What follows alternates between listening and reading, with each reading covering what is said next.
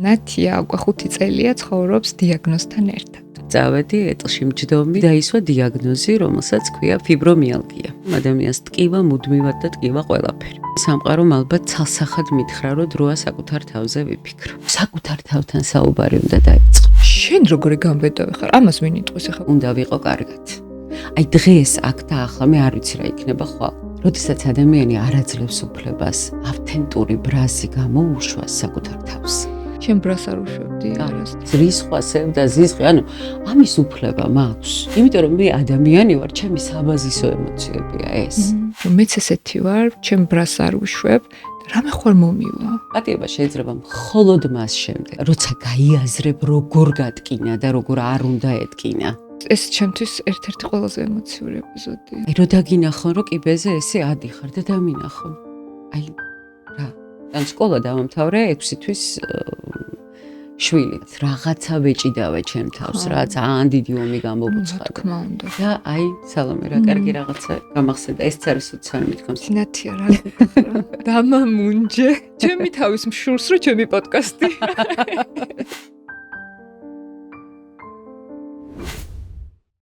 გამარჯობა, კეთილი იყოს თქვენი დაბრუნება სალომე გასრაძის პოდკასტზე.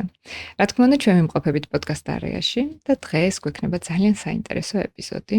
დღეს იქნება პირადი ისტორიის გაზიარების დღე, რომელიც ძალიან დაგეხმარებათ თქვენი პიროვნული განვითარების გზაზე. ჩემი სტუმარია ნათია გოცაძე, კომუნიკაციების ექსპერტი და უნივერსიტეტ ალტერბრიჯის დამფუძნებელი. სანამ ნათიას პირველ კითხვას დავუსვამ, უნდა შეგეხსენოთ, რომ დღევანდელი ეპიზოდის წარმდგენი გახლავთ ესპანური დერმატოლოგიური ბრენდი ბაბე, რომელიც ჩემი საყვარელი ბრენდია და მის შესახებ უფრო მეც გაიგებთ ვიდეოს ქვემოთ აღწერილობაში. ახლა კი დავიწყოთ. ნათია, ძალიან დიდი მადლობა, რომ მოხვედი დღეს ჩემთან. დიდი ხანია მინდა შენთან საუბარი და მწერენ. იცი რომ წერდნენ, მოიწვია ნათია გოცაძე. შენი ისტორიის მოსმენა უნდოდა ჩემს მაყურებელს. ძალიან დიდი მადლობა სალომე მოწვევისთვის. მიხარია რომ შენი პოდკასტის სტუმარი ვარ და მადლობა ყველას, ვინც ეს იდეა მოგაცდა. ვინც მოგითხოვა. ესე იგი, ვინც მოგითხოვა, მათ ალბათ ძალიან კარგად იცოდნენ, რატომაც გითხოვდნენ, მაგრამ ვინც არ იცნობთ ნათიას, ნათია უკვე 5 წელია ცხოვრობს დიაგნოზთან ერთად. და მოდი დავიწყოთ ამითი, რა მოხდა შენ ცხოვრებაში 5 წლის წინ, რამაც შეცვალა ყველაფერი. კეთილი დავიწყოთ. 5 წლის წინ მე ვიტყოდი, რომ მოკვდა ერთი ნათია და დაიბადა მეორე ნათია. და ეს მოხდა კოვიდის შემდგომ პერიოდში, როდესაც რაღაცა ესე უეცრად კოვიდის მერე, როდესაც გადავიტანე კოვიდი საკმაოდ მძიმედ, დაიწყო ჩემმა ორგანიზმმა რაღაცა ესეთი უცნაურად დამძიმება, სისუსტე, გამიჭირდა სიარული, უკვე საკმაოდ ისეთ რთულ მდგომარეობაში აღმოჩნდი, დაახლოებით 8 თვე ვიყავი ძიებაში, რა იყო მიზეზი, ძალიან ბევრნაირი ვერსია ითქვა, როგორც ხდება ხოლმე. ანუ უბრალოდ დამძიმებული ეს იყო პრობლემა. ვეღარ დავდიოდი, ანუ ტკივილი, მუდმივი ტკივილი, სისუსტე, უძლურება. ერთი სიტყვით შემდგომ უკვე წავედი თურქეთში უკვე ეტლით წავედი, ეტლში მჯდომი და იქ დაისვა დიაგნოზი, რომელსაც ქვია ფიბრომიალგია. ეს არის. მე ძალიან ხმამაღლა ვსაუბრობ ამაზე და ვსაუბრობ იმიტომ, რომ დღეს ძალიან ბევრ ადამიანს აქვს ანალოგიური პრობლემა. ფიბრომიალგია ეს არის მუდმივი ტკივილი, ანუ ქრონიკული დაავადება, რომელიც გულისხმობს იმას, რომ ადამიანს ტკივა მუდმივად და ტკივა ყველაფერი. საკმაოდ რთულად დასადგენია, იმიტომ რომ უნდა გამოირიცხოს ბევრი მსგავსი სიმპტომების მქონე ძალიან რთული დაავადებები და საბოლოოდ რჩება ესეთი მოცემულობა, რომ ქრონიკულად შენ უნდა ისწავლო ცხოვრება ტკივილთან ერთად. მე არავის არ უსურვებდი ამ დიაგნოზს, არავის, რა თქმა უნდა, იმიტომ რომ ძალიან რთულია, როდესაც შენ აცნობიერებ, რომ ფაქტობრივად არ არსებობს არც ერთი წუთი, არც ერთი წამი, როდესაც არ გტკივა. არ ვიცი, ძალიან რთულია, ბევრი ადამიანი მიკავშირდება, იმიტომ რომ მე ხმამაღლა ვაჟღერებ ამას, იმიტომ რომ მე გარკვეულწილად ვისწავლე ცხოვრება. ამ დიაგნოზთან ერთად. ვისწავლე, როგორ შეიძლება იყო მაინც ბედნიერი. იმიტომ რომ ბედნიერება არ არის მხოლოდ ეს ბედნიერება ძალიან ბევრ რამეშია და რა თქმა უნდა ჯანმრთელობა ერთ-ერთია და მნიშვნელოვანია და ძალიან ძვირფასია და სამწუხაროდ როცა ვკარგავთ მაშინ ხვდებით რამდენად ძვირფასი და მოსაფრთხილებელია ის ჭურჭელი რომელშიც ჩვენი სული ან ჩვენს სხეულს გულისხმობ. თუმცა ხო ეს ასე ხდება და აი მე როდესაც ადამიანები მწერენ, მირეკავენ, მიკავშირდებიან, ვისაც მსგავსი დიაგნოზი დაუსვეს, ან მსგავსი ტკივილები აქვს, სულ ვცდილობ რომ რაღაცნაირად გავამხნეო, ვასწავლო და ავუხსნა რომ ამით არ მთავრდება ცხოვრება, ხო, ერთი შენ დამთავრდი, მაგრამ მეორე უნდა დაიბადოს და უნდა აქვს უფლება იცხოვროს, იცოცხლოს და იყოს ბედნიერი. მაგრამ ამას შეროდის მიხვდი? ხო, აი ძალიან მნიშვნელოვანია ალბათ ის ეტაპები, რომელიც უნდა გაიარო ამ დროს. ზოგადად რა ხდება, ხო, ნებისმიერი დანაკარგის შემთხვევაში, ჯანმრთელობა ეს იქნება ეს ადამიანი, ფინანსები თუ რა, ნებისმიერი რამ რაც გეძვირფასება დანაკარგს მოსდევს 4 მნიშვნელოვანი ეტაპი და ეს უნდა ალბათ გაცნობიერებული გქონდეს ყველა ადამიანს. პირველი ეტაპი ეს არის მიუღებლობა. როდესაც შენ აცხადებ, რომ ეს შენ არ დაგმართი. არ არსებობს ეს არა ეს რაღაცა. არა რა, ეს არ არის ის, რაც მოცემულობა, მე არ მჯერა ამის და ცოტა რაღაცა სიგიჟეს გავს ხოლმე, ხო, აი აკვიატებას გავს ხოლმე. სხვა შორის ეს იგივე ეტაპი ვითარდება, როცა აი საყვარელ ადამიანს დაკარგავ პირობითად, როცა არ გინდა აღიარო ფაქტი, რომ შენ დაკარგე. და ეს ეტაპი დიდხანს არ გრძელდება, არც უნდა გაგრძელდეს, იმიტომ რომ ფაქტობრივად ადამიანი იქმნი ილუზიას, რომ ეს შენ თავს არ ხდება და აჯერებს შენ თავს, რომ არა, ეს მე არა. ამ ეტაპის მერე მოდის განრისხების ეტაპი. როცა შენ იწყებ მიღებას არა, მაგრამ იწყებ გაბრაზებას. გაბრაზებული ხარ ყველაზე. ვინ შეიძლება რაიმე, არ ვიცი, აი რაიმე თუნდაც წვრილი ძაფით იყოს დაკავშირებული ამ შენს დანაკარგთან. აბრალებ სამყაროს, აბრალებ საყვარელ ადამიანებს, აბრალებ, არ ვიცი, განრისხება, რისხვა ადამიანის საბაზისო ემოციაა და ეს რისხვა ამოდის და მოცული ხარ ამით და არ უნდა გაუკვირდეს გარშემო მყოფთ, მე ხშირად ვამბობ, რომ ამის უფლება მაქვს, რომ გავბრაზდე ყველას და ყველაფერზე. ეს აუცილებელია იმ მომენტში ჩემთვის, იმიტომ რომ მე უნდა ამ რისხვით გამოვიტანო ის რაღაცა დაგროვილი ემოცია, რომელიც არსად არ წავა თუ მე არ გამოვუშვი, ხომ? და ეს ეტაპი საკმაოდ რთულად გადის, იმიტომ რომ ადამიანებს უჭირთ მიგიღონ ასეთი. შემდეგ მოდის არანაკლებ რთული ეტაპი და ეს არის საკუთარ თავთან განმარტოვება. საკუთარ თავში დარჩენა. როდესაც უკვე რისხვამაც გაიარა, ილუზიაც გაქრა და შენ ხვდები რომ შენ თავს უნდა დაელაპარაკო.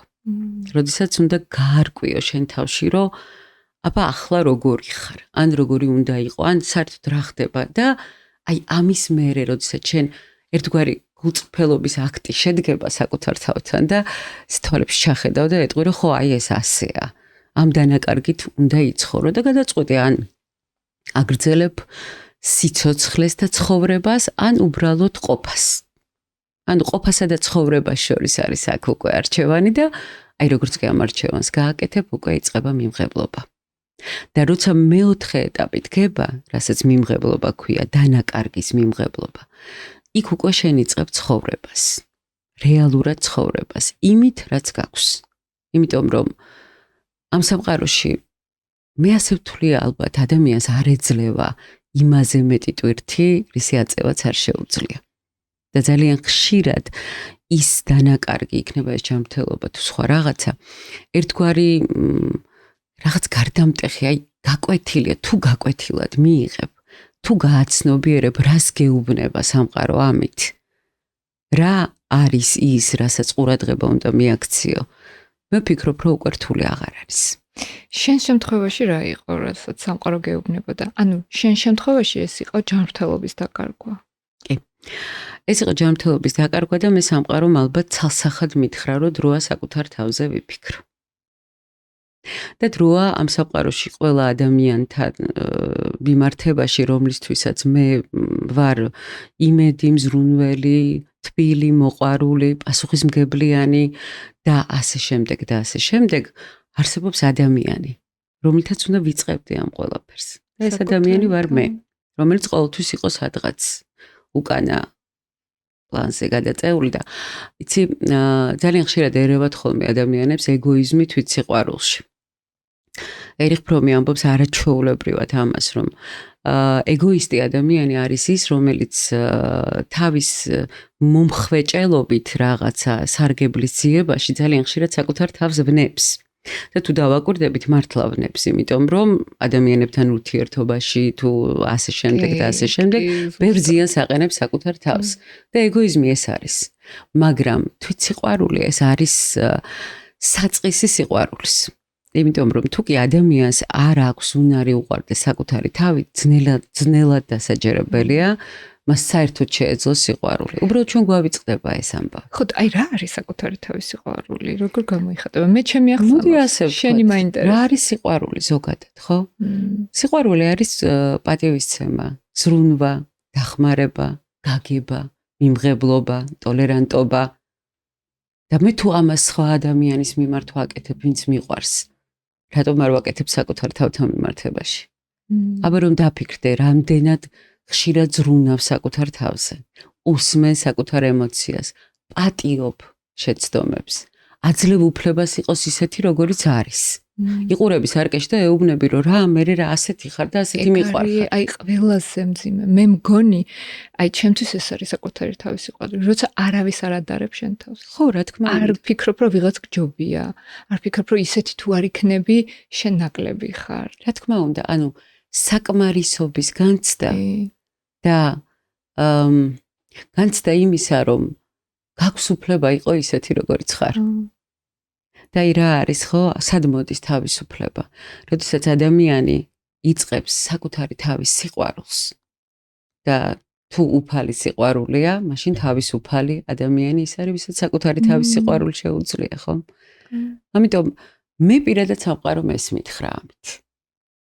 შენ ცხოვრებაში შენი თავი ყველაზე უკანა პლანზე ყავდა. ყოველთვის. და ამ შემთხვევაში, როცა ჯანმრთელობა აღარ არის, იძულებული ხარ სხვა გზა არ გაქვს. იძულებული ხარ დაფიქრდე. რა გიყვარს, რა არ გიყვარს, რა შეგიძლია, რა არ შეგიძლია. რატომ იღებ პასუხისმგებლობას რაღაცაზე, როცა შეგიძლია რომ არ აიღო პირობითად. რატომ უმტკიცებ ყველას, რომ ყველასთვის კარგი უნდა იყო. ყველასთვის კარგი ვერ იქნები, ვერც ყველას მოსაწონი ვერ იქნები. რატომ გაქვს ის ამბიცია, რომ არა, ყველასთვის უნდა იყო კარგი და ყველაზე უნდა იზრუნო და ყველასთვის უნდა იყო მხარდაჭერი, ხო? ეგეთი იყავი? ასეთი ვიყავი, ასეთი ვარ. კარგი გოგო? იცი რა, მე ვერ ვიტყოდი რომ ეს კარგი გოგოს სინდრომია, ეს უფრო ჩემი ავთენტური მდგომარეობაა, უბრალოდ ძალიან ზედოზირებული მომივიდა ეს ამბავი. და ხო, ეს ასე ხდება ზოგადად. მე ამაში ცუც ვერაფერს ვერ ვხედავ ზოგადად, რომ წარმოვიდგინე, რომ ასეთი ადამიანი ხარ, ანუ ეს უკვე შენი ღირებულებათა სისტემის ნაწილია, ხო, როცა გინდა იყო ადამიანი, რომელიც არის ადამიანებისთვის. ხო, ამაში ცუდი არაფერია. ეს არის ეგოიზმის ზუსტად საპირისპირო. ხო, მაგრამ ჩვენ უბრალოდ ის არ უნდა დაგვავიწყდეს, რომ იყო ადამიანი ადამიანებისთვის, იმ ადამიანებში ის ადამიანია, ვინ ჩვენ ხარ. ხო. ერთ-ერთი. ის არ უნდა დავიწყდეს. კარგი, შენი დიაგნოზის თემა კიდევ რომ გავაგრძელოთ, ანუ ეს რომ მოხდა, გაიგე შენი დიაგნოზი და თუ შეგიძლია რომ აგვიხსნა, აი როგორია შენი ცხოვრება ამ დიაგნოზით, ეს გასაგებია, როდესაც შენ ამბობ, რომ ყველაფერი გტკივა ყოველ წამს. კი. და ამ ტკივილის გარდა კიდევ რა არის, რაც ამ დიაგნოზს მოყვება? ამ ტკივილის გარდა არის უძულურება. ნუ მე მოდით ეს დავიწყოთ. ხო, ემოციური ნაწილიც მაინტერესებს. ხო, დილის გათენება არის ფაქტობრივად რაღაც არ ვიცი. რაღაც საშინელი ეტაპი, იმიტომ რომ ახალ თვალებს იღვიძებ და ხვდები რომ ხარ დაკრუნჩხული, ანუ სპაზმი გაქვს, კბილები დაკრეჭილი, თვალებს ახელ და აბსოლუტურად ყველაფერი გტკივა, ერთადერთი რაც შეგიძლია იმ მომენტში გააკეთო, რომ გამაყუჩებელი რომელიც მიდევს, ეს რამენაირად მოახერხო დალიო და დაელოდო, როდის ჩამოვა პირობითად ადბალიანი სისტემიდან, სადღაც 8-ზე 7-ზე რომ ადგე. ოღონდ მე ჩემი მეთოდები მაქვს ამ კუთხით, ხო? ეს არის დილა და ასე იღვიძებს ყველა, ვისაც ეს დიაგნოზი აქვს. და ფაქტობრივად, კი, ყოველი დილა და ფაქტობრივად უმეტესობა არც დგება. ვერც დგება. იმიტომ რომ რთულია ადგილობინიდან ასეთ მდგომარეობაში. მე პირადად აი ესეთი მეთოდი შევიმუშავე, ტვინს ვატყუებ. ჩვენ ტვინი ხო ცოტა ესეთი უცნაური არსებაა, ჩვენ გვატყუებს, მაგრამ ჩვენ შეგვიძლია მოვატყუოთ ხანდახან, ხო? ნუ ვიცით ხო? სარკისებური ნეირონები. ხო, და ნუ არის ესეთი თეორია, სამი ტვინის თეორია ქვია, სადაც ჩვენი ნეოკორტექსი, ლიმბური სისტემა და რეპტილიური ტვინი, ესე ვთქვათ, ან ერთით მოვქმედეთ, ან მეორეთი, ან მესამეთი, სამივეთი ერთად არ შეგვიძლია, ხო? ხო, რას ვაკეთებ მე? ნუ იმ მომენტში იმისთვის, რომ ცოტა სეროტონინი და დოფამინი გამოვიმუშაო, ძალიან გამიჭირდება, რომ ეს ფიქრებით გავაკეთო, ფიქრებით, იმიტომ რომ ფიქრი მიმართულია ტკივილზე, ხო? ანუ ნეოკორტექსით ამას ვერ დავიწყებ, თორე ყველაზე კარგია ვიზუალიზაცია, წარმოიდგინო რაღაცა გავჭყვილდე, არა. ეს ახლა ძალიან არასწორი იქნება ჩემი მხრიდან, შეუძლებელია. ამიტომ რას ვაკეთებ? პირიქით ვიწყებ რეპტილიური ტვინით, ანუ ვიღიმები ბოლომდე. ვიღიმი ბოლომდე. და ეს ერთგვარი გუიმპლენის კაცი, რომელიც იცის აი ბოლომდე გაღიმებული სახით, სადღაც 1 წუთი მაქვს და უკვე აი ეს ჩემი ესე ვთქვათ, სხეულის აი ეს მოქმედება უკვე აწვდის უკვე ლიმბურ სისტემას და ასე შემდეგ, მოკლედ ჩემი ტვინის იმ უჯრედებს სიგნალს გამოიმუშაოს ის ჰორმონები, ბედნიერების ჰორმონები, რომლებიც მე მეხმარება უკვე, რომ უფრო მალე გავიდეს ეს პროცესი. და წამოდგე. რა საოცრება. ეხლა ეს ამ დიაგნოზს ახასიათებს, მაგრამ რამდენი დიაგნოზით ცხოვრობენ ხო ადამიანები? მე მართლა ძალიან ბევრი ადამიანი მიკავშირდება და სულ მაქვს ხოლმე ესეთი დიალოგები მათთან, რომ იმისთვის რომ შენ შეძლო გააგრძელო შენი ისეთი არა როგორიც იყო. მოდი დავანებოთ ამას თავი, ხო? იმიტომ რომ არის რაღაც დიაგნოზები, რომლებიც ამთავრებს ერთ ეტაპს შენი ცხოვრებისას და გაწყებინებს მეორეს. უბრალოდ აი ეს მიმღებლობა, აი ეს 4 ეტაპი და აი მე-4 ეტაპი მიმღებლობა შენ გეხმარება დაიწყო სწავლა. როგორ შეიძლება იცხოვრო ამით, ხო? მე ეს მეთოდი შემიმუშავე პირობითად, ხომ შეიძლება სხვა რაღაცა გააკეთოს. აი ახლა მაგალითად ამ ბოლო დროს ძალიან რაღაც საინტერესო რაღაცებს მივაგენი, ხო? ცოტა ბავშვობაში გადავდივარ, იმიტომ რომ უსმენ მუსიკას, ჩართული მაქვს მუსიკა, რომელიც აი ამ ჩემ რაღაცა ბავშვურ მოგონებებს უნდა დაეხმარო გონებას და დაეხმარო უნდა შენ თავს, რომ ის ჰორმონები, რომელსაც კლავს ეს ტკივილი, გამომუშავდეს სხვადასხვა ხერხებით. უნდა დაიწყო იმ პატარა წვრილმანების მოძიება, რაც სიხარულს განიჭებს. იცით როგორ უჭირთ ადამიანებს ამის გაგება? რა არის ის, რაც მაბედნიერებს? არ არის აუცილებელი რაღაც დამეცეს თავზე, ხო? მე მაბედნიერებს რა ვიცი, ჩემი შვილი რომ შემოვარდება დილას. და რათი რომ დაიკივლებს, დამთავრებულია იქ, ხო? ეს მაბედნიერებს რაღაც მუსიკა, რომელიც ვიცი რომ ეს მუსიკა მაბედნიერებს და ვიცი რომ აი ეს ჰანგები, რომელიც შემოდის ბავშვობის ჰანგები თუ რაღაც საყვარელი შეიძლება სულ ახალი იყოს რაღაც, მაგრამ მაინც ხო ეს მუსიკა მაბედნიერებს. მაბედნიერებს საუბარი, მაბედნიერებს არ ვიცი ლექცია, მაბედნიერებს ლექციაზე რომ შევდივარ, საერთოდ მავიწყდება ყველანაირი ტკივილი. შეიძლება კოჭლობით შევიდე და ყავარჯნით შევიდე და მე საერთოდ აღარ ვიცი უკვე სად მიდის ეს ყველაფერი. იმიტომ რომ ვიცი რომ ეს მაბედნიერებს. უბრალოდ უნდა ვიპოვოთ, ვიპოვოთ, სხვას კი არ უნდა დაველოდოთ, ვინ გვიკარნახებს, ან ვინ მოგვიტანს ამ ბედნიერების რაღაც პატარა ესეთი ის არსებობს რაღაცა თქმულებასავით, რომ ღმერთმა ადამიანი რო შექმნაო და გამოძერწა მოკლედ თიხისგანო პატარა ის დარჩაო თიხის გუნდაო და რა გინდაო კითხა ადამიანსო და აი ბედნიერება გამომიძერწეო და ხელი გამოაშვერინე და ჩაუდო ეს გუნდა და უთხრა რომ ბედნიერება შენ თვითონ უნდა გამოძერწო. ეს არის გასააზრებელი, ამას არავინ ესე ციდან მანანასავით არ ჩამოგიყრის, ხო? შენ ხარ აქ, შენს გულის თქმას უნდა უსმინო, საკუთარ თავთან საუბარი უნდა დაიწყო. მე კომუნიკაციას ვასწავლი, ხო? პირველი რაც არის, ეს არის კომუნიკაცია საკუთარ თავთან. ამით ვიწყებ ნებისმიერ ლექციას. სანამ სიღრმეებში შევალთ ამ ურთულესი სფეროს. ვიწყებ იმით, რომ ეს ყველაფერი იწყება ვინ ვარ მე და რა მინდა ამის გაგებით, ხო? და ამ კითხვას ყველაზე ნაკლებად ვუსვამთ საკუთარ თავს სამწუხაროდ. შენ რამდენჯერ უსვამ ამ კითხვას საკუთარ თავს? ძალიან ხშირად. ყოველ დღეში რამდენჯერ? ყოველ დღე. აი როცა გავფუჭდები. ხო, აი გავფუჭდები, არის ესეთი მომენტები, როცა გავფუჭდები, ვიცი ხოლმე რომ წავხდი. ამ დროს წავხდი. და აი ხან უწაიხდენ თავს და აი მეუბნები რომ აბა ვინ ხარ ახლა აი ასეთი გაფუჭებული როცა ხარ ხო? ხო. და არ მომწონს ის ვინც ვარ და ხვდები რომ ეს ის არ არის ვინც მე მინდა რომ ვიყო და მინდასა და ვარ შორის არ არის დიდი ზღვარი. როცა ინდომებ ადამიანი.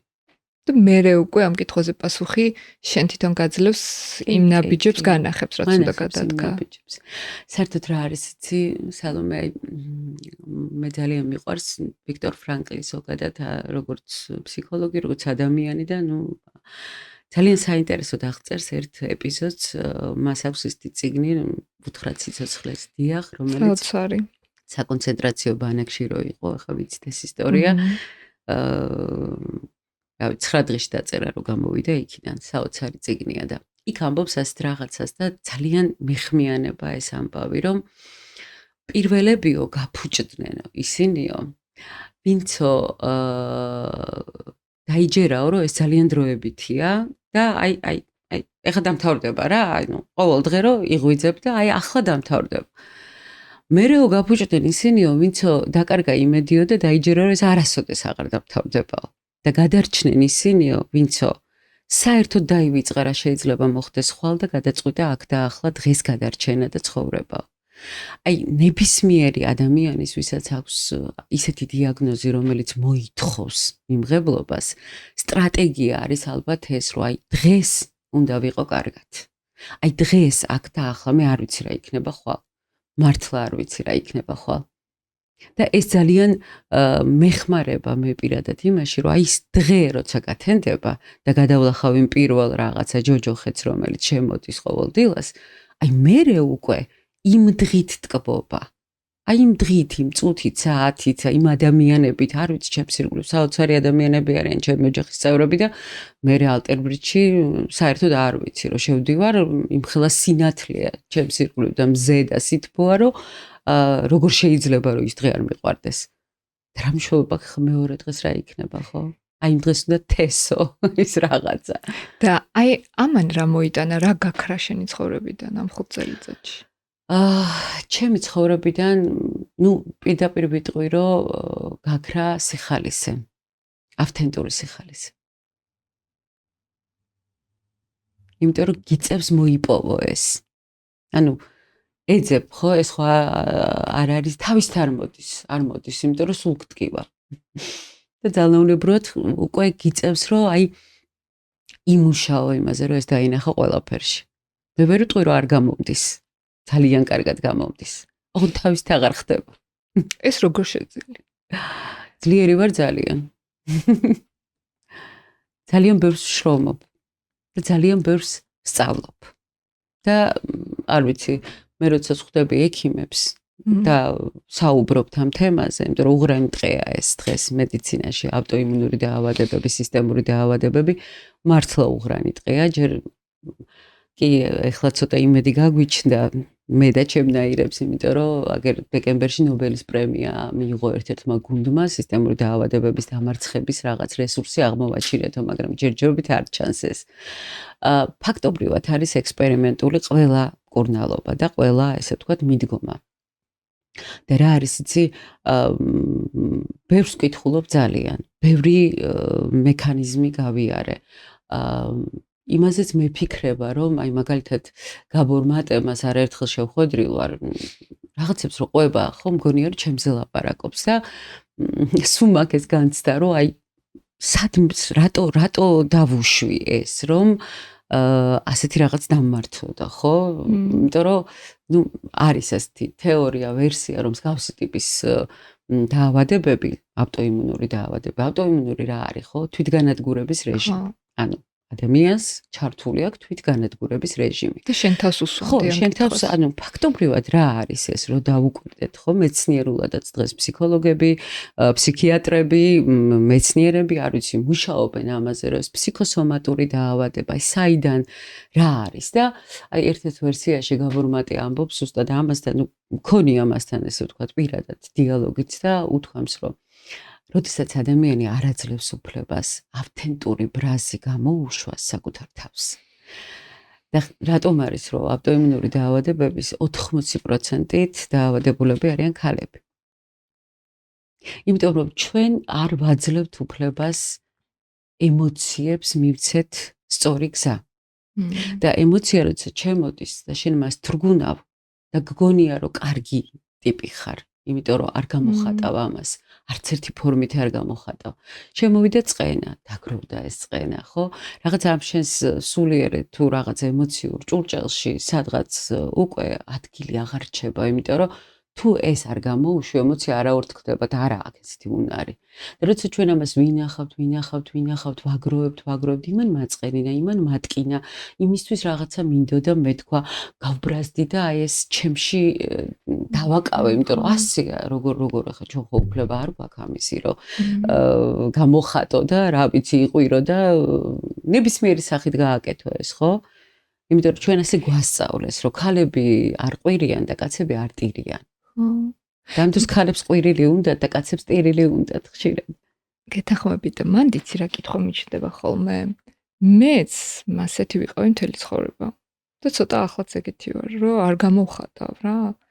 და აი ასეთ რაღაცებს რომ ვისმენ, ავტოიმუნური დაავადება მე არ მჭირს, მაგრამ ვიცი რომ ეს შეიძლება ფსიქოსომატიკაში გამოვლინდეს ასე შემდეგ და მე ცოტა ვითრგუნები, რომ აი მე ვიხსენებ რომ მეც ესეთი ვარ, ჩემ ბრას არ უშვებ და რამე ხوار მომივა. არა. იცი რა კითხები სულ იცი რა, არ მოგივა, იმიტომ რომ უკვე ამაზე ფიქრობ. და ეს უკვე ძალიან კარგია. უბრალოდ ნახე როგორ არის, მე გეტყვი, რატომ ხდება, რომ ჩვენ აი ამ რაღაცა ბრას ვინახავთ ჩვენში. იმიტომ რომ ჩვენი ღირებულებები ზოგადად მე ვსაუბრობ ხა ადამიანზე, რომ ადამიანი ასე ვთქვათ, ხო? ადამიანის ღირებულებები შენ მორალი, სარწმუნოება, რა ვიცი, ოჯახი აღზრდა, შენ გეუბნება ასეთ რაღაცას, რომ იცი რა, შენ თუ პატიება არ შეგიძლია, ვინ ხარ? და მე ვიწყებ ფიქრს, რომ იცი რა, ვუძებნი გამართლებას ადამიანს ვინც მატკინა. აი მის ადგილას ესე როგორ კარგი ტიპი ვარ რა, ანუ ჩემი თავი მომწონს ამ პროცესში, გესმის, იმიტომ რომ აი ყველანაირად შემოვუარე, რაღაცნაირად დავაყენე ჩემი თავი მის ადგილას და ვაპატი. და მგონია რომ ვაპატი. ნახე რა არის? პატიება შეიძლება მხოლოდ მას შემდეგ სანამ როცა გაიაზრებ როგორ გატკინა და როგორ არ უნდა ეტკინა შენთვის. როცა ძალიან გაბრაზდები, აი ბოლომდე იღრიალებ. რა ვიცი, დაწერ, დაელაპარაკები, წყალს გაატან, თუ გარს გაატან ამ შენს ბრას და აი მერე დაიწყებ ფიქრს, რომ იცი რა, აი ხო ესე მატკინა, მაგრამ მოდი მე ჩემი ადამიანური ღირებულებებიდან აი ახლა დავდგები მის ადგილას. სანამ იმ ბრას არ გამოუშვებ, ეს არის საკუთარი თავის მოტყუება. შენ გგონია რომ აპატიე და ის ბრაზი გჭამს. და ისევ გაბორმატეს და უბრუნდები და ის ამბობს რომ when the body says no, როცა სხეული გეუბნება არა. არა, უბრალოდ ვეღარ ვიტევ. და იწყება თვითდესტრუქცია. აი რაც შენ შემთხვევაში. რაც ჩემ შემთხვევაში მოხდა. შენ ბრას არ უშვებდი არასდროს. მე ყოველთვის მიმაჩნდა რომ ადამიანები რასაც აკეთებენ, იმიტომ რომ სხვაგვარად არ შეუძლიათ. და ეს იყო ჩემთვის რაღაცა ერთგვარი ფორმულა, რომ პატიება შეიძლება ზუსტად იმიტომ, რომ ისინი ამას აკეთებენ, იმიტომ რომ სხვანაირად არ შეუძლიათ. ხო, ის ისეთია. ის ასეთია, ხო, სხვანაირად არ შეუძლია. ასეც არის საბოლოო ჯამში, მაგრამ ამით არ უნდა გადაფარო და არ უნდა გააუფასურო ტკივილი. ბრაზი, ხო. არ უნდა გააუფასურო ბრაზი. იმიტომ რომ აი ჩვენ რო საუბრობთ საბაზისო ემოციებზე, ხო, სამწუხაროდ ჩვენ და სამწუხაროდ საბაზისო ემოციებში სულ ორია დადებითი და დანარჩენი არის უარყოფითი, ხო?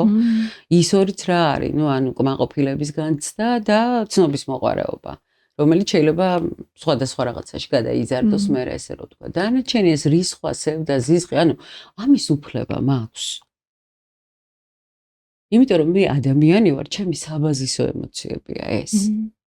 და მე თუ ამას გავაუფასურებ და გაუფასურებით ვცდილობ, რომ გავაქრო, ნუ რას უკაცრავად, ჩემი ფსიქიკა არ სადაც არ აკრობს ამას. და შენ როგორ დაიწყე ბრაზის გამოშვება?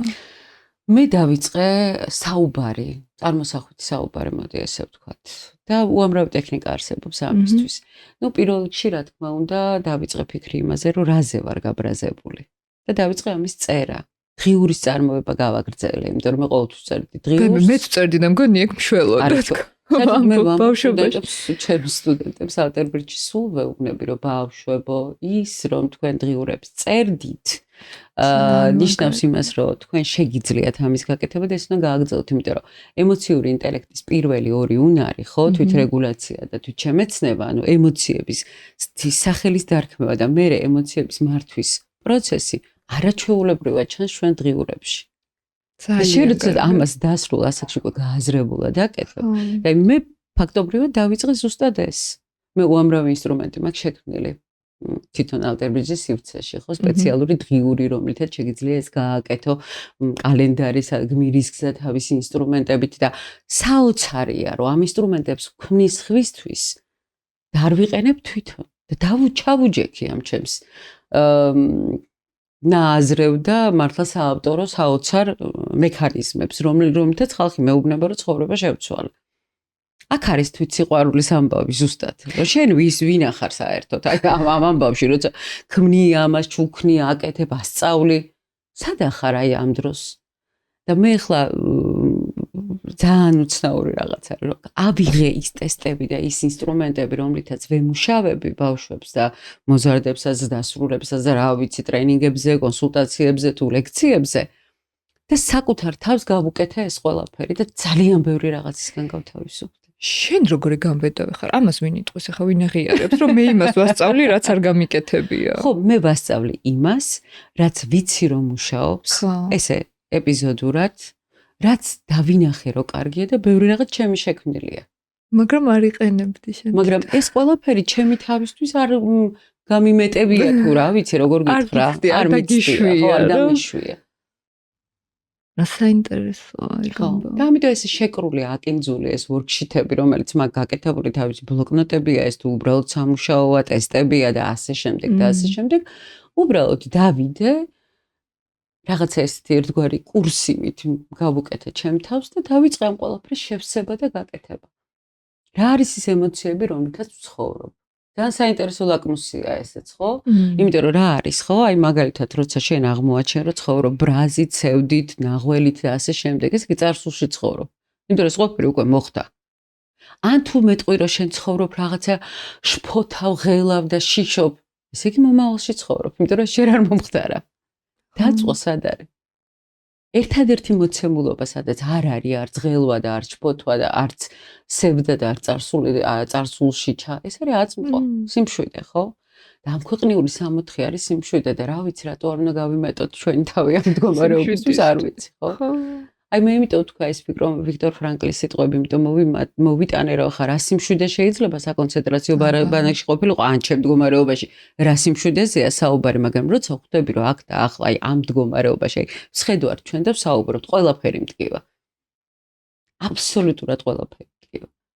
როგორ შეგიძლია ლაპარაკი თავის დაჭერა და ხო, ნუ შემიძლია. საოცარია. შემიძლია. ეს ისეთი დიაგნოზი, რომელიც შეიძლება აი მაყურებელმა მეც არ მესმის ბოლომდე, რას ნიშნავს აი ახლა რო გტკივა ყველაფერი და ასეთი ენერგიული როგორი ხდება ამ დიაგნოზის ძალიან რთული პროცესია. ესე იგი წარმოიდგინე, რომ პირობითად 3 თვის განმავლობაში ადამიანს ტკივა ყველაფერი, მინიმუმ 3 თვის განმავლობაში და უბრალოდ ვერ იგებენ რაჭერს, ხო? ნუ წავიდა რევმატოლოგთან, წავიდა ნევროლოგთან, წავიდა ვიღაცასთან, კიდე რა ვიცი, ონკოლოგთან, ჰემატოლოგთან, ნუ ასე. იერა, სისხლის ანალიზები კარგია, ყველაფერი წესრიგში აქვს, დაზიანება არა აქვს, ასეა, ისეა, მოკლედ. ტკივა. და ეუბნებიან, რომ ეს ტკივილი შენ გეჩვენება, ნერვოზი გაქვს. არ ვიცი, ფსიქოზი გაქვს, გაგიჟდა. და 1000 რაღაც, იმიტომ რომ მე გიყვები ისტორიებს, რომელიც მოგისმენია. ტკივა ადამიანს. აი ეს ტკივა არის ფიბრომიალგია, რომელიც არაფერიც არ გეჩვენება. და იყო ადრე მოსაზრება, რომ ეს დიაგნოზი არ აზიანებს არაფერს და შარშან იყო ესეთი ეპიზოდი ჩემ ცხოვრებაში, რომ ნაწლავი გასკდა. და შენ წარმოიდგინე, ჩემი ტკივილის ხარისხი რამხელა, რომ მე ვერ მივხვდი, რომ ნაწლავი გასკდა. და ეს სხვა ტკივილი იყო. და ანუ ამით მე უკვე მივხვდი, რომ თლად ეგრეც არ არის საქმე, რომ მარტო ტკივილის თან ცხოვრება არ არის ეს ყველაფერი, უკვე დაზიანებები დაიწყო, ხო? მე შარშან ვიყავი ამერიკაში, 3 თვით ვიყავი, იქ ჩატარდა ძალიან ისეთი გლობალური კვლევები და უკვე წავედით ავტოიმუნური სისტემური პროცესისკენ, საკმაოდ ბევრი რაღაც არის არეული, მოკლედ ჩემ ორგანიზმში, ანუ ეს თვითდესტრუქციის ძალიან სერიოზული პროცესია ჩართული და ნუ ეხლა ვარ ისეთი ბიოლოგიურ პრეპარატზე, რომელიც მათ იმუნიტეტი უნდა დათრგუნოს, ძალიან დიდი იმედი გვაქვს, რომ რაღაცა აი გაჭირვებული ხავს ეჭიდება და ეგ ამბავი არა. სიმართლე გითხრათ, რომ ტკივილი არ გაყუჩებულა, ფიბრომიალგია ცალკე ტიპია რა, ეს ცალკე ამბავია, ხო? და შეხვერიცი სტატისტიკა რამდენი პაციენტია ძალიან უმრავლდა. სალომე ძალიან კოვიდის მერე და ზოგადად ეს დიაგნოზი ამ დიაგნოზზე ხა ასე არ იყო საუბარი მე რომ ამის ძიება დავიწყე საერთოდ ის იყო გაუვალი რაღაცა უღრანი დღე მაგრამ ძალიან მომრავლდა ძალიან ბევრი ადამიანია უკვე ამ დიაგნოზით ძალიან სამწუხაროა კიდე ერთი რაღაც რომ ამ დიაგნოზით მსოფლიოს წამყვან ქვეყნებში პირდაპირ გენიჭება ინვალიდის სტატუსი ну ჩვენთან ეს ამბავი ჯერჯერობით ესე ღიად არის დარჩენილი. რატო ინვალიდის სტატუსი? იმიტომ რომ მე ხანდახან შეიძლება საერთოდ ვერ გავიარო, მანქანიდან გადმოვიდე და უცებ ჩავიკეცო, ხო, პირობითად. ან რაღაც, ანუ ამ კუთხით ძალიან სერიოზულად უყურებენ, იმიტომ რომ ჩემი მეგობარი ბელგიაში ცხოვრობს, მიენიჭეს ინვალიდის სტატუსი და საკმაოდ ისეთი ზრუნვა არის მასთან მიმართებაში და ეს სწორია ეს მიდგომა, ხო?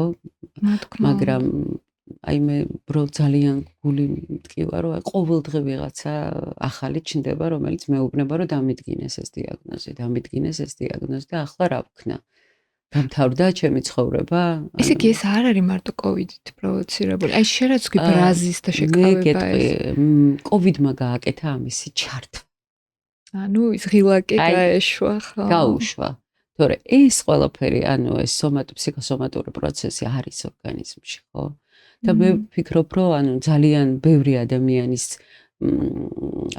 დგას ქალები ძირითადად დგანან რისკის ქვეშ იმიტომ რომ ჩვენ აი არ გვასწავლეს ეს სწორად როგორ შეიძლება რომ გამოუშვა ემოცია როგორ შეიძლება რომ საკუთარი თავი იყო გესმის აი შენ იყო შენ და არა შენ იყო ის როგორ შეიძლება რომ შენი ცხოვრების ფილმში რომელიც არის შენზე მთავარი როლის შემსრულებელი იყო და მანდ მე მგონი ჩვენ რეალობაში ქართულ კულტურაში კიდე იცი რა არის ყველას აზრს ვეკითხებით ეს იქნება ოჯახის წევრი ქართულ კულტურა ეხლა იგივე გაბორმატეს რომ ვკითხულობ кейსებს და ძირთად ქალები არიან ეს არ არის იმიტომ რომ ჩვენ ვიღაცას შეგხვდა ცუდი ცხოვრებაში აი სწორად რო გავიგოთ ხო აბსოლუტურად არ ვიცი მე 16 წელს ვიყავი როდესაც გავთხოვდი უკვე შვილი მყავდა 16 წლის ასაკში და 35 წელი გვისრულდება მე და ჩემ მეუღლეს სულს ვუბერავთ ერთმანეთს ასე ქვია ხო ბევრი რაღაცა იყო ამ პერიოდში რაღაცა რაც არ ვიცი აი მე თქვა ხო გამომეხატა ახლა თუ გამოვხატავ და ახლა თუ შემიძლია ეს და ჩვენი ურთიერთობა კიდევ უფრო მყარია, იმიტომ რომ ავთენტურია ეს პროცესი. რატომ ვუშვებთ ქალები ამას, რომ არ უნდა ვთქვათ? იმიტომ რომ ეს არ არის სწორი, ანუ არ ვექცევით საკუთარ თავს სწორად, ხო? არა. და გაცილებით მარტივია ცხოვრება, როდესაც გულწრფელი ხარ საკუთარ თავთანაც და იმ ადამიანთანაც, ვისაც უყვარ ხარ. კი და ეს გულწრფელობა არ ნიშნავს იმას, რომ ეხლა ზენაზე მოგადგება ის თქვა, ჯერ შენ უნდა გაერკვე და მე დაალაგებ რა როგორ უნდა თქვა. რა თქმა უნდა. და ნახე კიდე ერთი ფაქტორია აქ ძალიან მნიშვნელოვანი, რომ ძალიან ხშირად ჩვენი წყენების ძალიან დიდი პროცენტი არის ჩვენი წარმოსახვის ნაწილი. რა თქმა უნდა, ჩვენი ინტერპრეტაციები. ჩვენი ინტერპრეტაცია, ну მითხრა ხო მეორე ნახევარმა რაღაცა. და მე დავუშვი, რომ ეს რაღაცა არის შეურაცხყოფელი. ანუ ვინ დაუშვა, რომ მე შეურაცხყოფის ღირსი ვარ? მე. ხო? ანუ ეს ალბათობის თეორია, რომელსაც ჩვენ თავში ეს არის თვითშეფასება, კლიანი, დაბალი, უდაბლო, რომელიც არის საკმაოდ საინტერესო სისტემა არის, ესე იგი, ბრუკი არის ეს ფსიქოლოგი, რომელმაც ძალიან საინტერესო სისტემა შექმნა, ესე რომ ვთქვა, თვითშეფასების ეს მატრიცა, რომელიც დგას ორ მთავარ ღერძზე. პირველი ღერძი ეს არის თვითსიყვარულის ღერძი. ანუ თვით აღიარების, თვით ღირებულების, თვით მნიშვნელოვნობის განცდის ღერძი. და მეორე ღერძი ეს არის თვით კომპეტენციის ღერძი. ანუ რა პირველი ამბობს, რომ რას ვიმსახურებ და მეორე ამბობს, რომ რა შემიძლია. ძალიან საინტერესოდ იკვეთება აი ხა სისტემური განლაგება ვიცით ხო ეს რაღაც საოცარი ის შემოვიდა ესე რომ ვთქვათ ხო შემოიჭრა პრაქტიკა ფსიქოთერაპიის თუ არ ვიცი რა დავარქვა საოცრება რაღაცა ცოტა ისეთი ჩვენ პოდკასტში გქონდა საუბარი მოგშასთან ძალიან ხშირი და კარგი ურთიერთობა მაქვს და შარშან დავიწყე კიდეც ამ კურსის გავლა რაც არის ეს ერთწლიანი პროგრამა უბრალოდ ჩემი ჯანმრთელობის გამო შევაჩერე და წელს ძალიან მიხარია რომ ჩავერთვები ამ პროცესში და ბოლომდე მივიყვან საოცარი რაღაც არის ყველამ უნდა იცოდეს ჩემი აზრით ხო რა მოვაყოლე რომ ნახე რა საოცარი რამ არის რომ თვით სიყვარულის ღერძს აყალიბებს დედა დედა იმიტომ რომ ის არის უპირობო სიყვარულის მაჩვენებელი ანუ ის გაჩვენებს რომ შენ უპირობოდ უყვარ ხარ მხოლოდ და მხოლოდ იმიტომ რომ გაჩნდე და საერთოდ არ აქვს მნიშვნელობა როგორი გაჩნდი. რა ვიცი, ქერა ხარ, შავგრომანი ხარ, ავი ხარ, ჯანჩხლი ხარ, ჩხავანა ხარ, თუ პირიქით წყნარი ხარ, არა აქვს მნიშვნელობა, მე რო დედა ვარ. და აი აქაც ერიხ ფრომი უნდა მოვიყვანო აუცილებლად, იმიტომ რომ ის გადასარევად ამბობს ამას, რომ ნახე, დედასო, ჩვენო ვამბობთ, რომ დედა არის რძეო. იმიტომ რომ პირველი ესე ვთქვათ, საკვები და აი ეს 64-ის რძის და თაფლის მდინარეები, მაგრამ დედა არის თაფლიცო. უბრალოდ თაფლის სტატუსი ყველა დედას არ აქვს. ანუ დედა რძეს გაძლევს და ამავდროულად გაძლევს თაფლს. ანუ რას ნიშნავს ეს, რომ დედა გაძლევს უსაფრთხოების განცდას იმით, რომ კვებავს, როგორც კი გაჩნდი და ამავდროულად გაძლევს თვით სიყვარულის განცდას იმიტომ, რომ უყვარ ხარ უპირობოდ. და შენ თუ ეს ღერძი გამყარებული გაქვს, შენი თვით სიყვარულის ვექტორი საკმაოდ ისეთია მყარია, ხო? ღერძი. და მეორე თვით კომპეტენცია, ეს არის მამა. მამა, რომელიც თავის დაუნებურად არის მომთხოვნი, იმიტომ რომ მითოლოგიურად წარმოვიდგინოთ მამა, დიდი მამა, იმაგო, მამის ხატი ის არის მომთხოვნი, რომელიც ხატათვისად აღიქვავს და უნდა იყო. მამის სიყვარული უნდა დაიმსახურო და ამაში არის ლოგიკა, იმიტომ რომ ნახე, ერთი მომენტია, როდესაც მე უპირობოდ ვუყვარ და მეორე მომენტია, როდესაც მე უნდა შევძლო რაღაც იმისთვის, რომ დავიმსახურო შექება. თუ ეს ორი ჯანსაღად მიდის დედმამის მხრიდან აღზრდის პროცესში.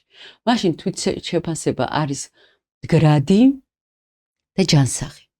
თუ ეს ვექტორები ირღვევა, იქ შემოდის ნარცისიზმი, იქ შემოდის დეპრესია, იქ შემოდის ასოციალური პრობლემები და ის სამი არის კლინიკური. ან თუ შეფასება ესე არ არის დაბალი, მაღალი, საშუალო, ადეკვატური, ძალიან ძალიან რთული პროცესი. და ძალიან ბევრს დაეხმარება ამის გაცნობიერება. ხო, აი მე სულ ესე ის მაქვს ხოლმე ჩემ სტუდენტებსაც აი ვუხაზა ვაჩვენებ სათხარა იპოვე, აი კარგად იპოვე, გულწრფელი იყავი. შეგიძლია მოკლედ რაღაცნაირად გითხრა, აი ეს როგორ დავინახოთ სად ვართ თვით შეფასებაში. აი მოდი წარმოვიდგინოთ ესეთი ორი ღერძი, რომელიც ერთმანეთს კვეთს და გვიჩნდება 4 კვადრატი, ხო? თვით სიყვარული არის ერთი ვექტორის თავში, თვით კომპეტენცია არის მეორე ბოლოში. აქეთ გვაქვს პლუსები და ქვემოთ გვაქვს მინუსები. ეხლა ნახეთ, თუ მე პლუსში ვარ, +5 ასე ამბობს მრუკი. თუ მე პლუსში ვარ და ვაცნობიერებ, რომ ჩემი თავი მიყვარს. ეხლა ნახე, აქ შემოდის ძალიან მნიშვნელოვანი კითხვა, რას ნიშნავს მიყვარს? ანუ ისევ ზრუნავ ჩემ თავზე, როგორც ჩემ საყვარელ ადამიანზე. ხო, ესეც აქამდე ვისაუბრეთ. ისევ ვცემ პატივს ჩემ თავს, ისევ ვფიქრობ მასზე, ისევ პატიობ, როგორც ხვებს, ესე იგი მაქვს ეს.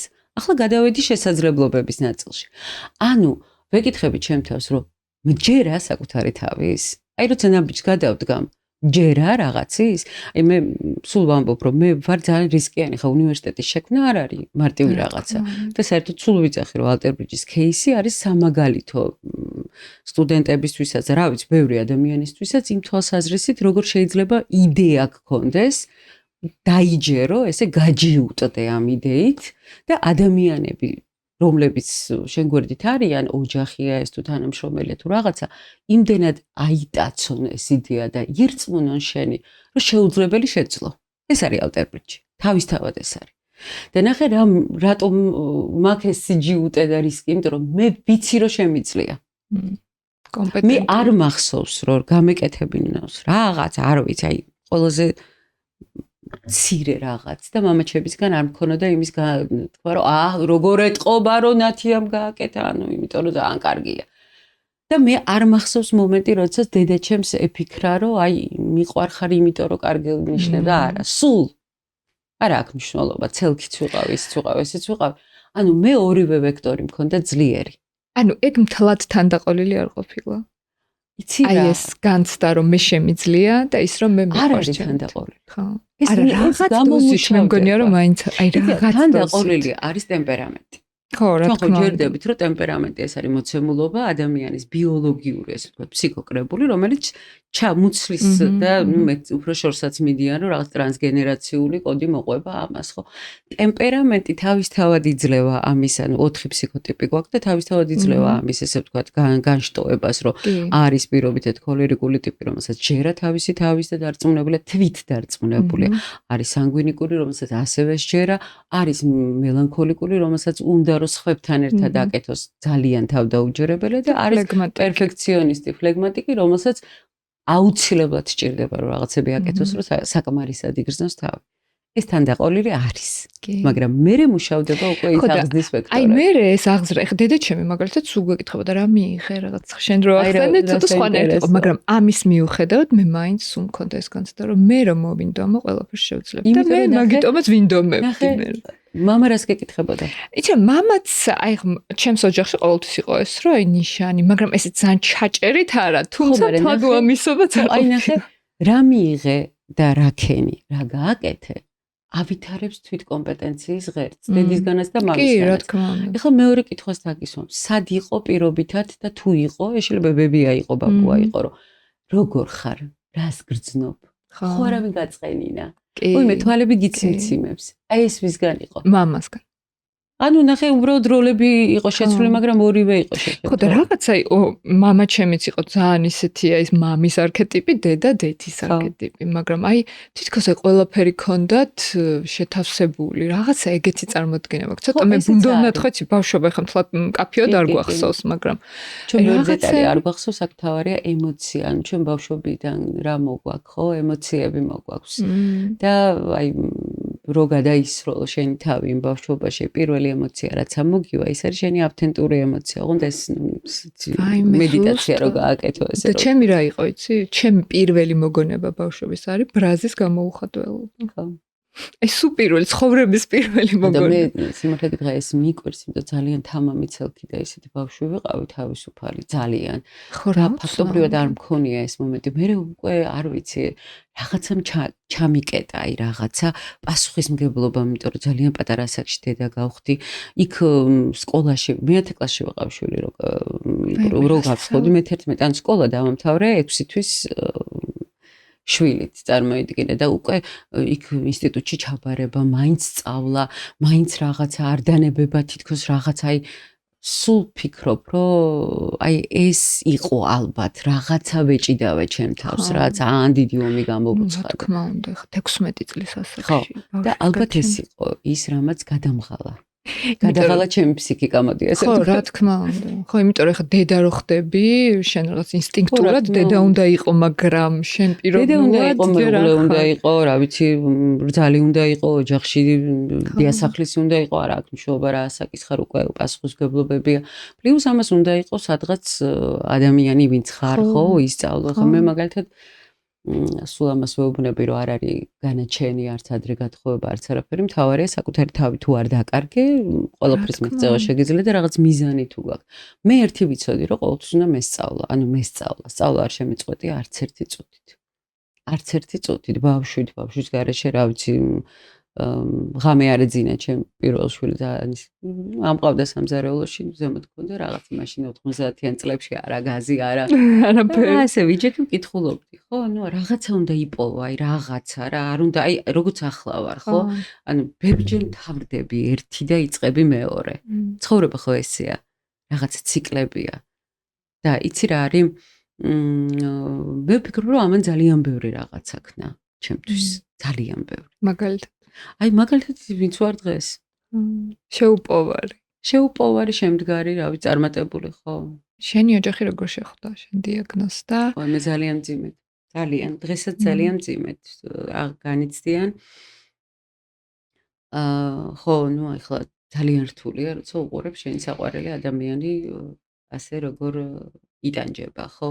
მე ძალიან კი ვცდილობ, რომ ეს მაგრამ არის მომენტები, როცა მეც საერთოდ ვერ ვდგები, როდესაც შეიძლება ჩავიკეცო, აყვანო მჭირდება.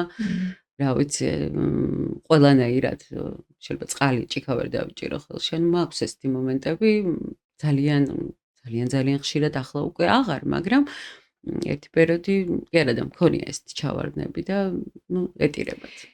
და შენ მარტივად რო ვთქვა. შენ აი აქამდე როგორი იყო შენი ქმარი შენი წარმოსახვით კი არა, რასაც უყურებდი და აი როგორიც იყო შენთვის და ეხლა როგორია შენთვის? მე ვიტყოდი რომ ის რამაც ჩვენ 35 წელი ერთად შეგვადუღაბა ესე რომ ვთქვა და 35 წელი ოფიციალურად ცოლ-ქმარით ვარ. 12 წლის იყო გიორგი მე რომ ის სკოლაში გადავედი, 12 წლიდან ვუყვარ. ანუ ეს საკმაოდ რა ვიცი, მთელი ცხოვრება არის ფაქტობრივად.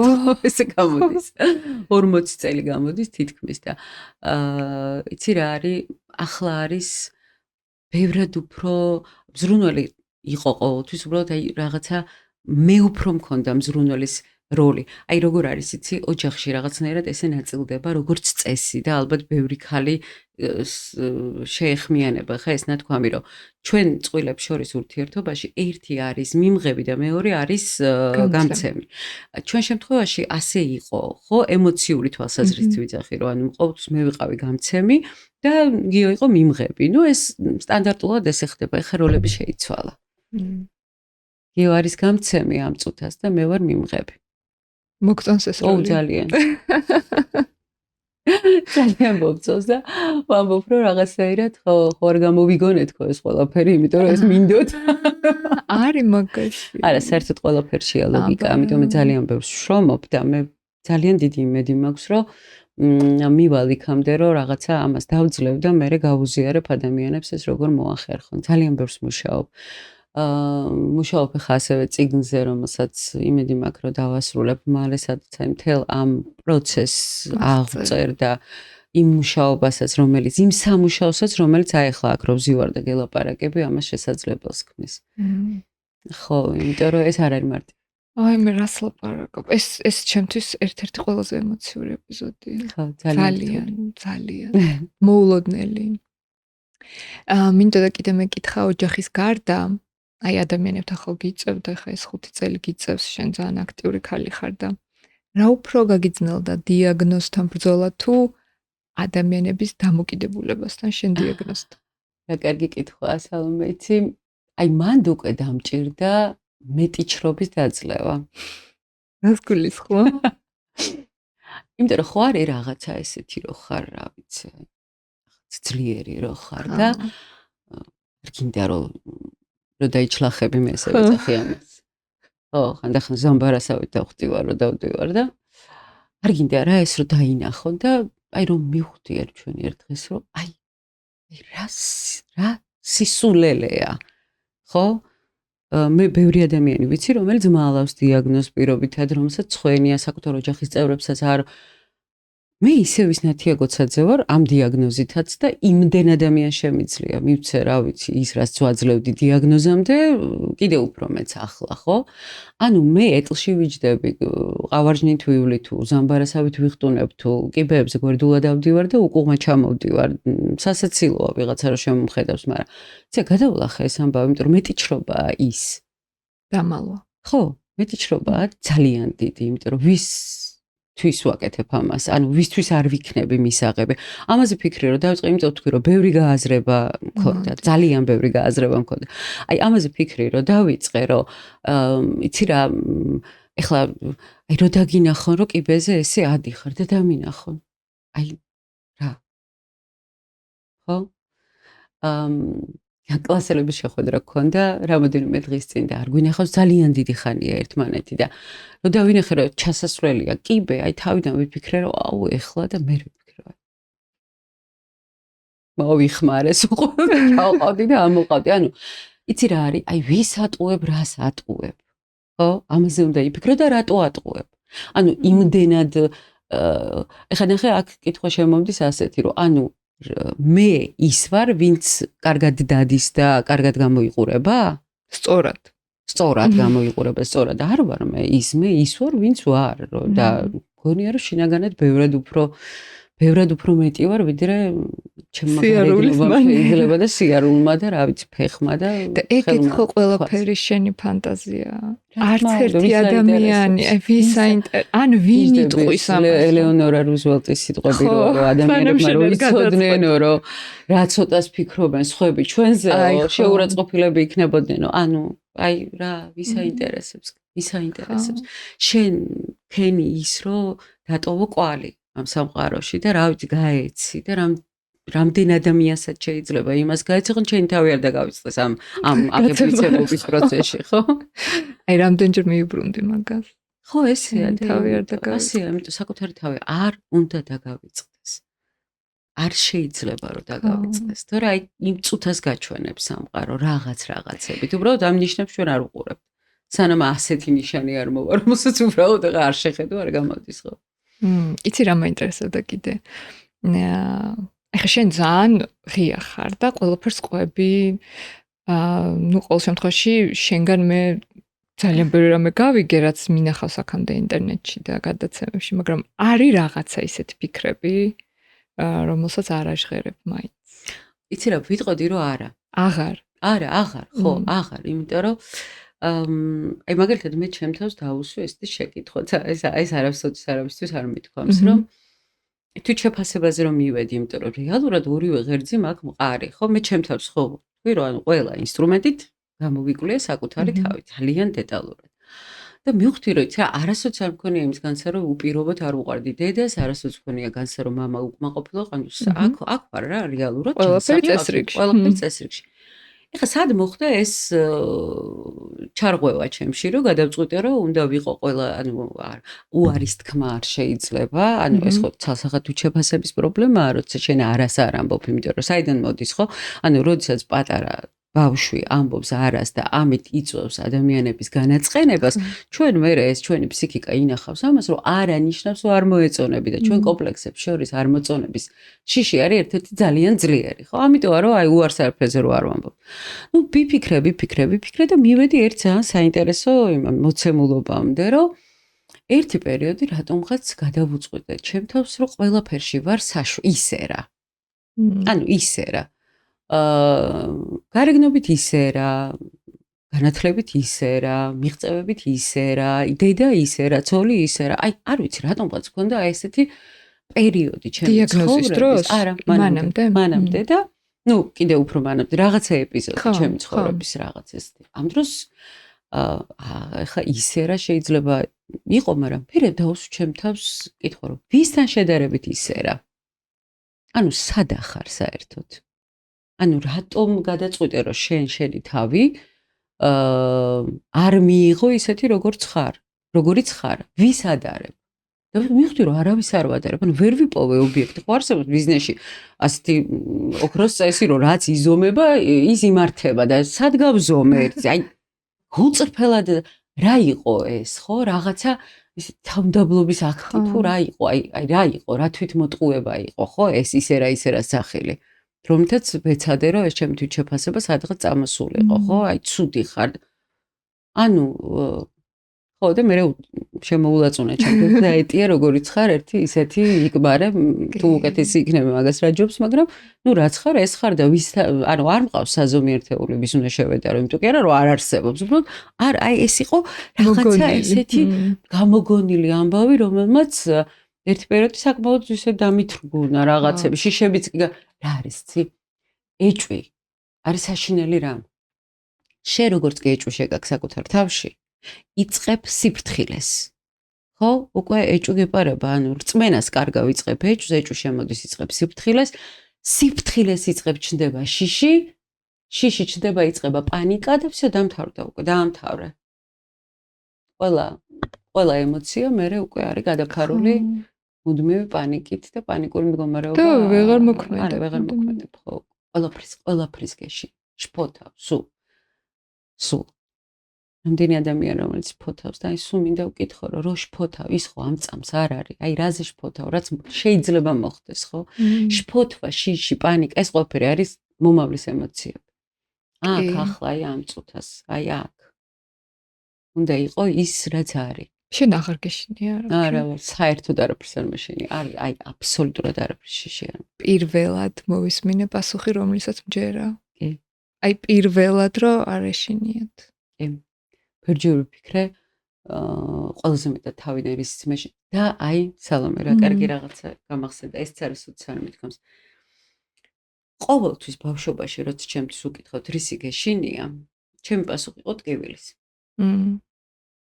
ხა არის თუ არა ეს ის როდესაც ჩვენ იწვევ რაღაცას ხო ამიტომ იცი რა სამწუხაროდ მე დღეს არ ვარ მზად იმისთვის რომ ზუსტი ანალიზი გავაკეთო როგორ შეიძლება ამის აქედან გამოსვლა ვმუშაობ მე ამაზე მართლა ვმუშაობ და ძალიან სერიოზულ ნაშრომს დავდებ ამასთან დაკავშირებით პირდებით იმიტომ რომ აი თუნდაც ის ფაქტი რომ მე ბავშვობაში ვთქვი რომ ტკივილის მეშინია და სრულიად ჯანმრთელ სახსალამად ადამიანს დაემართა დიაგნოზი რომ აქვს დიაგნოზი რომელიც ნიშნავს რომ მუდმივ ტკივილს ქრონიკულს არ არის ეს უსაფუძვლო რომ ერთმანეთთან იყოს კავშირში ხო და არც ის რომ აი ეს რაღაცა შენი ვითომ რაღაცა ეს თავშეკავების აქტი თუ რაღაცა არ ვიცი ეს თვითგვემის აქტი რომელსაც გავდივართ ჩვენ ქალები და გონია რომ ამაშია ჩვენი საზრისი არ არის ამაში ჩვენი საზრისი ადამიანი ტანჯვისთვის არ არის შექმნილი ადამიანი არის ბედნიერებისთვის შექმნილი თითოეული ეს შეკავებული არ გამოშვებული ჩაკირული და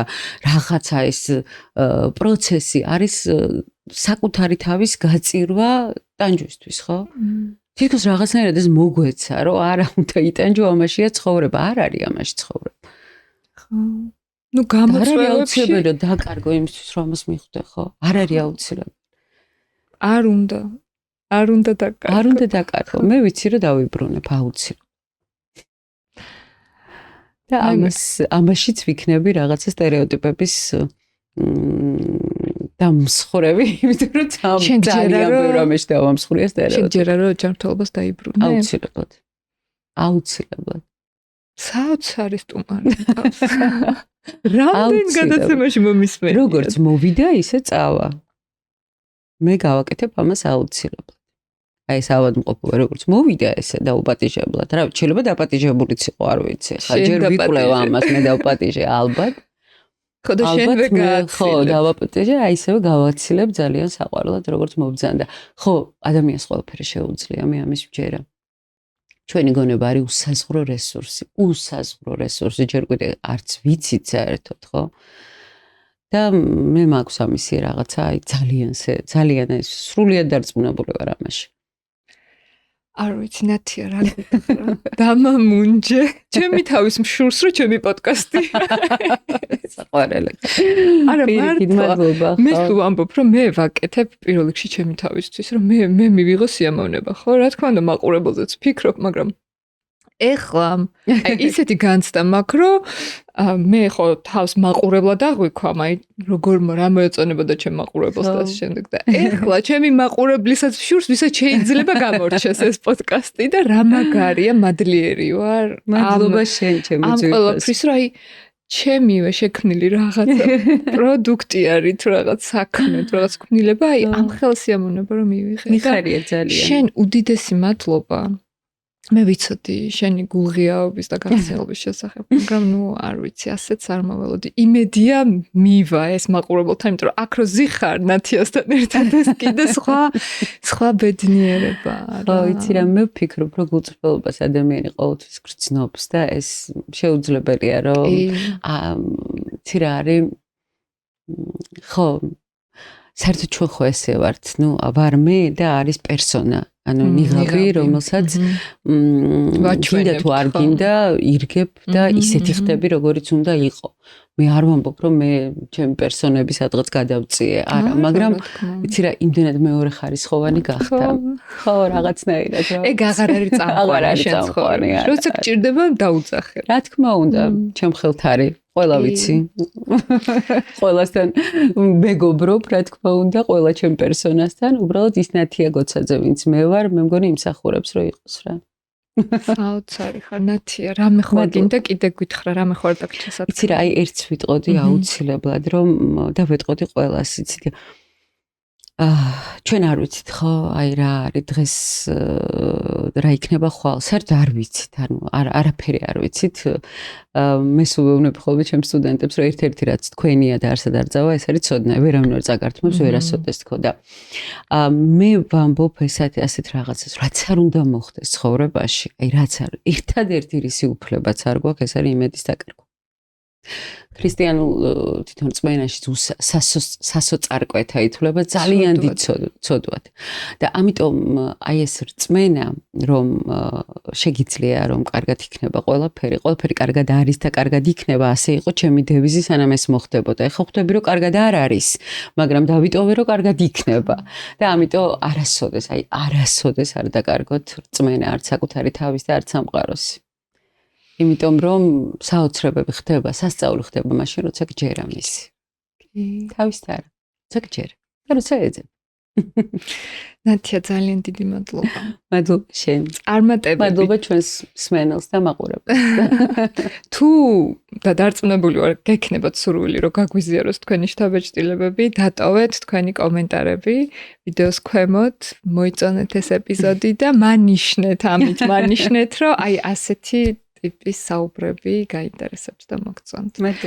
მადლობა ნათია და ძალიან დიდ წარმატებას, ჯანმრთელობას და ბედნიერებას გისურვებ. შენც ჩემი ძვირფას. მე ერთი კვირით გამშვიდობებით.